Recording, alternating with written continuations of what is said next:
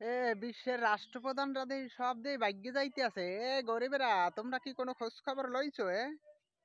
এই যে দেখছো, নেপালের যে প্রধানমন্ত্রী, সে তো ওই যে হেলিকপ্টারে আমাদের দেশের সরকার যেরকম পলাইছে, ঠিক সেই রকম সরকার পলাইয়ে আমার একটা জিনিস মাথায় ধরে না, সেটা হয়েছে যে আপনার এ সরকার প্রধান না, এত চুরি করে কি আমি বুঝি না। এরা সরকার কি আয় কি চুরি করার লাগবে নাকি বুঝলাম না।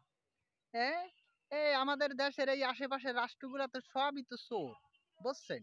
এরকম তারা চুরি করে কা আমার মাথায় ধরে না। এই যে ইউরোপ আমেরিকা এরকম তো কখনো যে ঘটনা ঘটছে আমার তো মনে হয় না, বুঝলেন? যত বড় লোক দেখবেন, যত বড় বড় রাষ্ট্র, তারা কখনো এইরকম চুরির ধান্দায় থাকে না। আর চুরির ধান্দায় থাকে একমাত্র এই যে বাংলাদেশ, নেপাল, ভুটান, মালদ্বীপ, ভারত, পাকিস্তান।